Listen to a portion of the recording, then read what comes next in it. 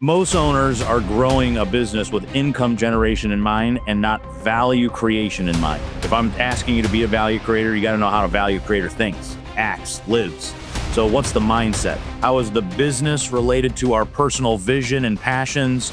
And how do we put a financial strategy around all of it so that we can make the whole thing go? How can we get weddings done, cars paid for, foundations started, donations made?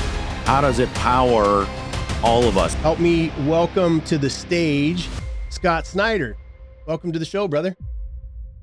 Thanks, man. I appreciate it. I love it. Thanks for having me. We're going to have a great conversation. And you and your father founded an organization called the Exit Planning Institute, right? Tell us a little bit about that. Yeah, interesting enough. So my dad was a certified exit planning advisor, right? So though we technically bought the organization, but there was like 90 SEPAs, if that, at the time. Today, there's 11,000 certified exit planning advisors across the United States. Dad was one of those first ever SEPAs, kind of pioneering our profession. So the long and short of it is I was running a company. I had a landscape management and snow and ice removal company here in Cleveland, Ohio. I had started that out of the seat of my geometry class when I was 17 and inside of high school. And I had built that to a multi-crew, multi-truck operation here. And I then sold it. And I partnered up with my dad, who was working inside of the consulting world, helping business owners drive value and exit. Dad felt something was missing. And what was missing for him was the personal side of exit and the personal financial planning side of the exit for the owner. So he became a SEPA to learn that. And when Dad and I teamed up, we realized that I think Dad had something really special. Everybody was kind of siloed at the time. Now, this is rewind all the way to 2012. And everybody was approaching the owner kind of as you talked about, right? Like not one singular goal in mind, no framework in mind, get my feet and get out. And we knew that that wasn't working for the owner. And so Dad was able to unite the advisors around a process and methodology that we call value acceleration. And so we bought the Exit Planning Institute, integrated the methodology into our teachings at EPI, and began certifying advisors in these core values, these core concepts, and this process that we call the value acceleration methodology. So, and I took over running EPI in 2014. I guess we haven't looked back. Haven't looked back. Onwards, upwards. Yeah. What do you Yes, sir. What do you find is the most surprising thing that still exists in the whole exit? Call it the atmosphere and all of the different businesses and expertise and all. What's the thing that you find the most surprising still to this day? I would say there's two things and two different things. One, on the business side, business owners still think that exit planning is something that you do when you go to get ready to exit, right? What they don't realize is that exit strategy is business strategy. There's nothing different. The things that you're doing in your business every day today eventually affect the value of your company. So why not do them more intentionally and focused right now? So that's kind of like when, the business thing is, well, I'm 40 years old. I'm not going to exit for another decade. I'll wait until I engage my advisor until that time. On the opposite side, I think personal planning tends to be hot in our community right now. That business to me is personal. That's also, there's nothing different. I think in the old age, we tend to set the personal stuff aside, but as a business owner, and Jason, you know this as an owner and multi-exited owner yourself, business is very personal. It powers a lot of the things that we do in life. It powers a lot of the things that we do for our communities. And so, of course, it's very personal. So we should start investigating how that works for us as business owners, our identity, and all of that kind of stuff early and often, because I think for many owners, they don't get multiple exits. I think they get one exit and then they're kind of left. And sometimes they regret it. A lot of times they regret it. And so what a shame to build something for 20, 30 or 40 years, exit the thing, and then go, oh man, I profoundly regret selling that thing. I wish I never did. Like, what a shame. And so I think it's both sides, Rihanna. That thing never ceases to amaze me, how exit is still concentrated at later versus now. It's fascinating. Two things that you said brought up something that we saw and have seen for a while, especially on the acquisition side, because there's a lot of acquisitions going on right now. and No you doubt. have the top tier. It's like you and your dad and the organization that you've built, top tier. And then there's a lot of other people acting like they Yeah. know what they're doing, right? And in the on the private equity firm our side and acquisition side, there's a lot of people that A, don't have the money, B, don't have the experience, and so that leads to this equation that, number one, and this is what blows me away, 93% of companies that are put on the market ever sell. I'm sorry, I don't sell. Like, so you have don't. 7% of all companies put on the market ever sell. Half of those fall apart post close. And of those ones that do close, here's the one that why I believe your organization is massively important. Only the owners that are left that have any kind of earnout only get 20%. I just saw that come out the other day. They only get 20% of the money that they're promised. And so when you start thinking about selling your business, one of the things that you touched on is you should start thinking about that today, right? You should always Yes. be ready to exit. And to your point, when you are ready to exit, you're also maximizing profitability, hiring correctly, taking better care of your customers, systemizing your finances. All of those things kind of fall in place in a very positive fashion. So that's a big surprises me too every single day, brother. Every single day. I think that's the future, though. Like, we have a lot of cool stuff going on at colleges and universities where they're making certificate courses for their college students where they can learn value acceleration early. And so I'd like to think you fast forward a decade, maybe even 20 years, that the younger entrepreneur today is more exposed to podcasts like yours, Mm, teachings like ours, yes. and these younger generations are actually more naturally inclined to be value creators. And so Yeah. I'm like really excited. I wish I could like time travel 20 years to see if the stuff that guys like you and I are talking about is really make real impact 20 years from now, where my son who's 12, if he becomes an entrepreneur, he's growing the business with the end in mind. And to your point, he has a better life because of it. He has better people around him because of it. He has a more profitable company, a more valuable company, and more freedom. He has more freedom. He's not locked down in his business every day. He has room for multiple passions in life. And so, yeah, I think it's an interesting market to come for sure. Definitely. And what talk to us a little bit. You use value acceleration a lot. What does that mean to Sure. you and to your organization? Yeah, to me and EPI, I think exit planning is like conceptual to me. It's the big umbrella on the top. Yeah. I think if owners are listening, they're saying, well, like that sounds great. Like we can align business, personal, and financial goals. We can drive value. We can measure value. All of that's great. That's called exit planning, the pathway to get out of our business at some point of our choosing. The strategy that comes over that is called the value acceleration methodology for us. And we would say, in order to have not just a successful year over year company, but what's a significant company, one that's highly valuable, ready, and attractive, that's aligned to your business, personal, and financial goals now and in the future, you have to deploy a strategy that we call value acceleration. So that's why I refer to it a lot, because to me that puts the plan into action. It's the strategy, it's the where we get the results, it's the where we relentlessly execute. What's the biggest mind shift that you found? Because a business owner literally has to, we talk a lot about perspective, right? Because perspective, I believe, changes lives more than tactics. And so when you think about the mindset of the business owner, what has to change for them? Because like what you're saying, there's two things, and I want to go back to something that we talked about prior to the show, but this activation idea for most business owners who are dealing with putting out fires, they're Yeah. looking at, okay, I'm going to sell my business someday. They're not, they're thinking that, but they're not doing anything about it. Right. And Yeah. it's so far if out into the future. And then you come in with this idea of implementation and you come in with this value proposition.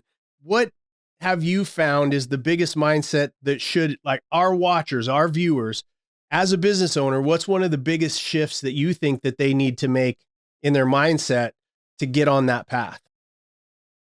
Yeah, I think we're like naturally trained. If I go back through my career, or maybe outside of my dad, and certainly in the last 10 years when I've been, or 10 plus years, I guess, I've been running our business Exit Planning Institute. If you go back to younger entrepreneur Scott, I think most owners are taught how to grow successful companies, strong P&Ls, great people, great customers. You need to have entangled relationships with those customers. And every year we feel really good about it. I think if you ask most business owners, they'd say you're damn right. I feel successful and very proud of what I built. Maybe it's a third generation kind of company. Mm. But what I think about when I say that is, and to answer your question, I think the biggest mindset shift for me comes on the business perspective because I think that's where owners are at. And I think we grow our business with income generation in mind. Ultimate, like we have to have a profitable company and a strong balance sheet. And that's the ultimate goal. Yes, we want happy customers, but if all those happy customers produce no revenue or no net profit, and it's probably not a business, it's probably a nonprofit, right? So I think most owners are growing a business with income generation in mind and not value creation in mind. And I think the biggest mindset shift that owners can have is income to value. Just because you have a strong, profitable business doesn't mean anybody wants to buy it. Just because you have a strong, profitable business doesn't mean your son wants it. And so we have to grow the business with value in mind, not just income in mind. I think it's a hard shift. And I think it's a hard shift because I just think we are like foundationally grow up getting taught how to grow successful companies. Guys like you and me want to change that perspective to say, well, how do I grow significant companies? And I Yeah. just think it takes time. Yeah, it does. It does take time. And what are the four things? I've got like three things going through my mind right now that I want to ask you. Okay. But what do you think the three or four things that they should focus? Like, let's say that I'm a great roofer, right? I own an awesome commercial janitorial business, right? And I know my business left and right. I know the numbers of what's in the bank and when somebody's going to pay. And I'm running all this stuff in my head. What are the four things to shift into? I look at it like becoming an investor, right? You're now building an asset, not a business. And so if now I'm building an asset, so what Bingo. are the three or four things that business owner needs to learn that they're not currently thinking about as they make Yep. that shift from business owner to investor? Yeah, I would say from my own experience, this is what I would say to owner: four things. Number one, mindset. If I'm asking you to be a value creator, you got to know how a value creator thinks, acts, lives. So, what's the mindset? Once I understand the mindset, the next step that I need you to go into is, well, we should probably know how value is measured and determined. We have to Mm, understand how it's measured. Heard how you talk about, advocating for sellers. We need to understand our business from a buyer's perspective so yes. that so we can understand measure and determined. Once we understand how it's measured and determined by other people, not by us, then we can understand how to drive value. So now I understand how to drive it. And once I know how value is all driven, then I'm going to overlay the other stuff on you and say, I need to know how my goals are aligned. So to your point, you said it, it was beautiful. Our business is is not an operating entity. It's another asset in our financial portfolio. Likely our most favorite, and likely the one that's the big valley. I totally get it, right? Me too included. Yep. But we have to understand it's something that's powering something else well beyond us. And we need to understand then how our goals are aligned. How is the business related to our personal vision and passions? And how do we put a financial strategy around all of it so that we can make the whole thing go? How can we get weddings done, cars paid for, foundations started, donations made? How does it power all of us? And I know many owners that are probably listening in, they probably lean into the identity of, well, I am like, I know that craft well. I build those machines for the military, or I landscape those yards, or I plow that snow, or I fix those commercial buildings, or I manufacture that nut and bolt. But the business, you're more than that, and you know that. Yeah. Business is a big part of you, but you're also a mother or father, you're a golfer, you're a sailor, you're a charitable, you're a board member. There's a bunch of stuff that makes you go. The business is a big part of that, but how does it fit into the whole thing? So the last one would be align. How do I align business, personal, and financial goals? And I think if we get those down, we could start moving that in that direction to value acceleration. Yeah. I love that. It reminds me, of Keith Cunningham. Keith Cunningham is the guy that was the rich dad in the Rich Dad Poor Dad series books, right? Yeah, And sure. I just was blessed to have him as a mentor for 10 years. Oh, wow, And that's cool. he said Wow. this phrase. He said, "Jason, you got to learn this." And it's in a yellow notepad, because we're passionate. Like I get Yeah. that from you too, right? We're passionate. We care about the people that are around us. We care about the businesses that we're touching. We get and excuse my language on my own show, but I call it the give a shit quotient, right? Yeah. And when you Yeah. have that, and then you have the skills that you've developed and the systems and processes that you've developed for people who have a heart for this kind of work, it's incredible. And it comes back to what one of the things of the many things that Keith said in his Southern simple way was, I am not my business is not me. And that's Yes. hard, right? That's a Yes. Definitely. psychological, because we care. And it also bridges why most of these deals, when a private equity firm, an uneducated or immature private equity firm buys a business, they forget that there's a culture component, right? They forget Yeah. that there's a culture component, and they go straight numbers and they go, why are these things falling apart around me? It's because you forgot about what that original owner, that original founder, that original team decided was that I have to fall in love with the outcome of my employees first and foremost. And if they don't keep No that doubt. at head, that's why these things fall apart. Do you agree with that? I 100% agree with that. I also say it's not just the private equity firm buying, it's the advisor surrounding the owner right out of the gate. I think many owners think it's about price, but yes, price is good, but I think it's really more about terms. And so for me, but the advisors leading you to that private equity buyout or that financial buyer buyout need to give you that education early and often. So yes, we're going to obviously look at price, but we're going to look at earnout. We're going to look at other terms. We're going to look at what these companies are going to do to our company, because yeah, you get with a bad buyer, it actually breaks down all the stuff that you created. And this is why they only earn 20% of what they're supposed to earn, because they picked a bad buyer. So yes, there's bad buyers, but I also think there's bad advisors leading them to the bad buyers. Yes. Amen. So it's not about price. It's about all three things that I've been preaching here. It's about business, personal, and financial. Who gets you to that biggest, most aligned goal that you have? And so yeah, I would say for the other stuff, I agree with you too. There's one thing that we talk about at EPI, because I've had similar stories in my own business, right? You have to kind of all fall down to get back up a little bit and move forward. Is what I realized in 2020 is that from 2012, when we bought EPI, to 2020, I had built a company that was really about me. Mm. Like, these were my core values. These were my employee gifts. Like I used to say, quite literally, Jason, we have a young, high growth company, right? Picture 11 people cranking out work, having a bunch of fun, early phase, right? We only have 11. Today, we have 56 people at EPI. Back in 2020, we only had 11. So we're hardworking. And every so often, with these young folks in their 20s and 30s, I would bring a party bus to the office and we'd all go out for lunch, an extended lunch. And I was like, that's my style, right? Like, let's get out of here, man. Let's go have some fun. What I didn't realize is that people were just coming along. And though I thought it was cool, they were like, dude, I just had to cancel 3 sales meetings.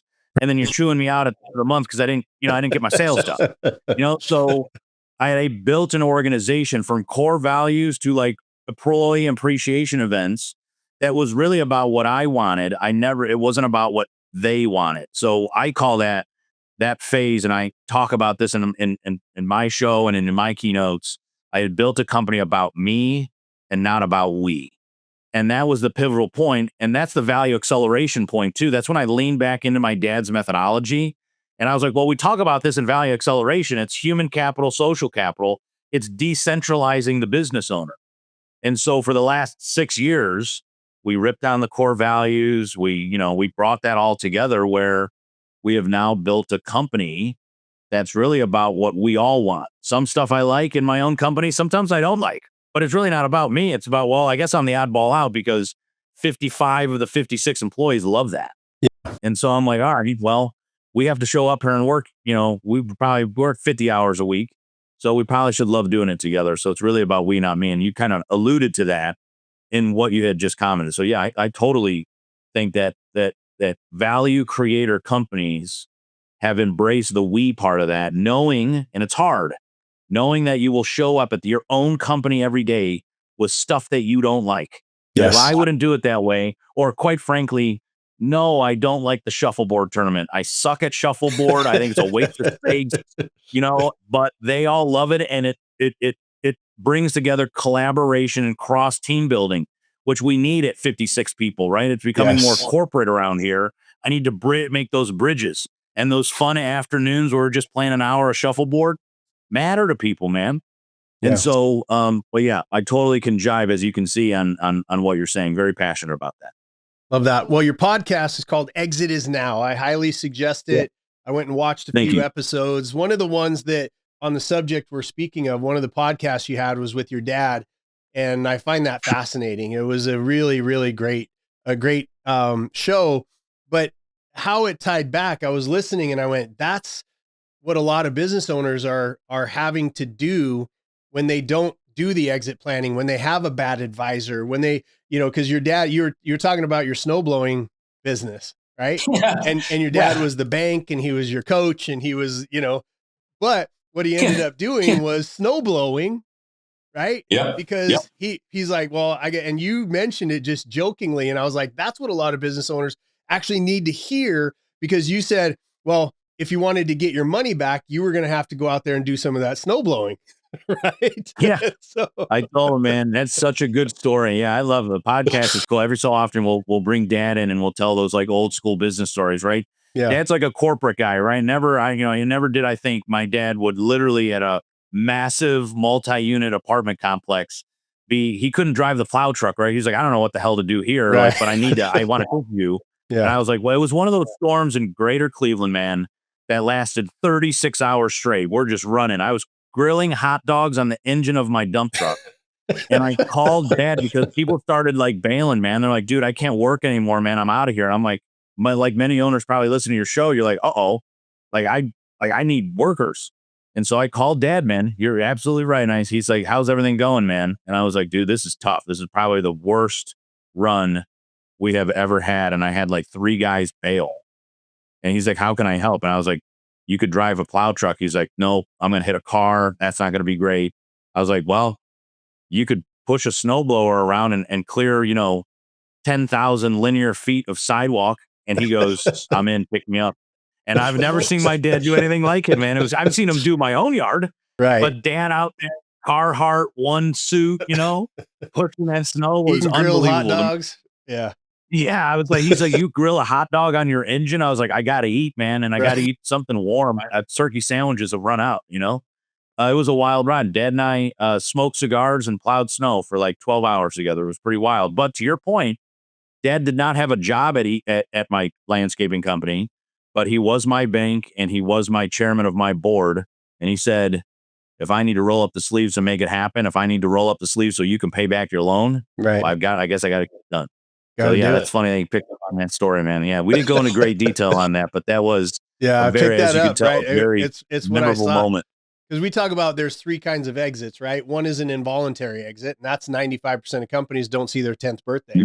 So that's a terrible statistic. No matter who the guru of the day is that you're celebrating out there in, in internet get rich quick scheme days, Yep. that number hasn't shifted. And then you have a dictated exit, which was my first one, where I actually built something that somebody else wanted to buy, but I sat down across from people who actually knew what they were doing. And I was full of ego, right? With arrogance, ignorance, impatience, and I had the wrong team. And I think that's a lot of what people end up with as a business owner, because you're like, because we're the center of the universe, right? Everybody comes to us for yeses, nos, and all this. So of course I'm going to sit down at that table and I'm going to be the, the big honcho in charge. I got my ass handed to me, brother, because these 3 guys, right, that had come together from 3 different PE firms sat across from me and wiped the table with me, wiped it.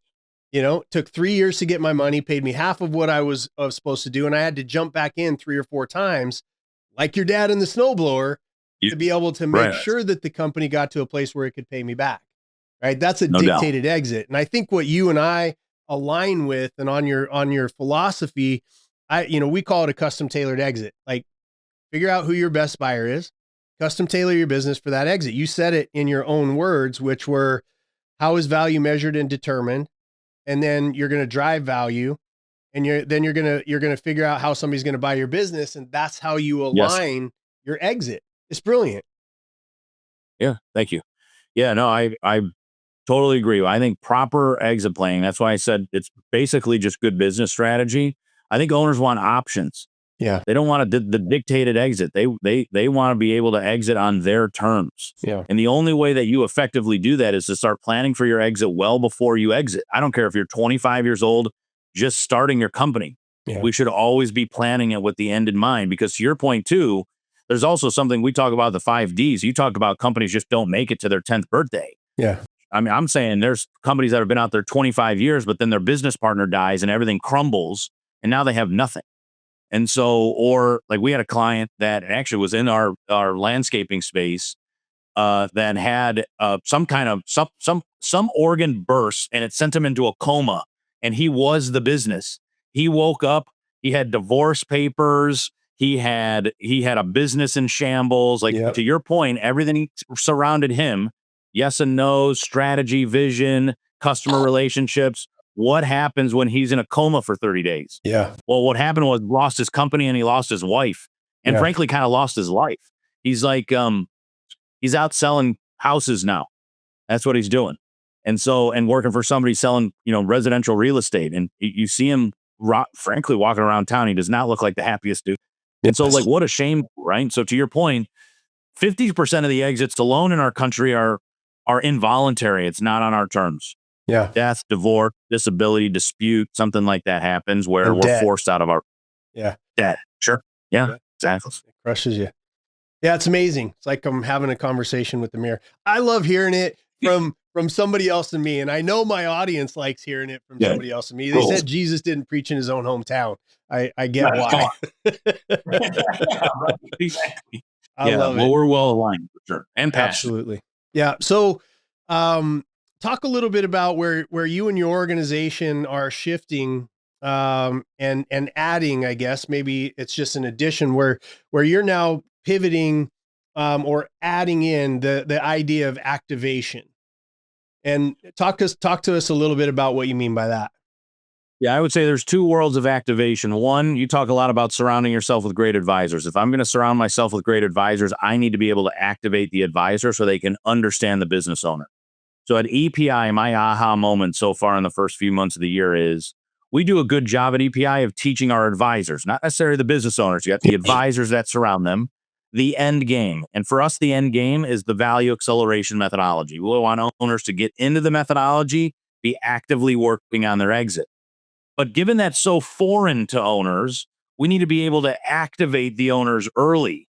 And so, in part, activation is advisor activation. I need to get advisors thinking more like business owners, meeting the owners where they are, slowing down to speeding up, talking more relationship based versus technical based. And if we can build that and educate the owners, I could bring them along to implementation, which is the methodology. Yeah. On the flip side, it's what you touched on. How do I activate the business owner? I need to get them to understand the mindset, measure and determine value, drive value, and align goals. So on the owner activation side, we have a organization, a brand of EPI that's called drivevalue.com. Drivevalue.com is where owners go to get activated. It allows you to learn those four things that we've been talking about in a very easy, not invasive, nobody's selling you anything. Just get with a bunch of owners who are trying to change their mindset or are simply exploring. Maybe you are 65 years old and you're like, hey man, I'm thinking about I probably got to think about doing something else, I guess, at some point. And so how do I do this? I don't want to necessarily get sold by an advisor. I just want to explore. So if you're an owner listening and you want to explore this world, you want to get activated in this world, there's a whole thing called drivevalue.com that we're working on as well. And and both lead towards, I think, activation of both advisor and owner. I love that. I love that.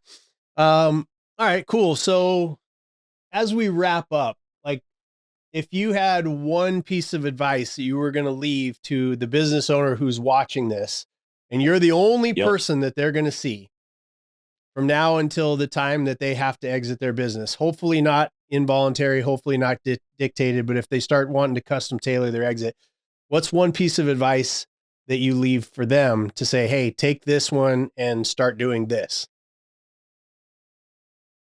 I mean, honestly, my first thing is going to sound silly. I'm just going to say it, Jason. It's not profound at all. It's get educated. Yeah. I think that the catalyst moment for a business owner where I move you from, yeah, like, wait, yeah, like, yeah, I get that, to hold on, wait a second, say that again, is by just getting more immersed into the stuff that we're talking about. Again, I think many owners grow very successful companies, but it's time to actually grow significant ones. Yeah. Significant companies lead to everything that's on your show. And for me, it all starts with just activating yourself. The way to activate yourself is pick up a book, listen to a podcast, just start immersing yourself in the world of value creation, and it'll lead you down that path.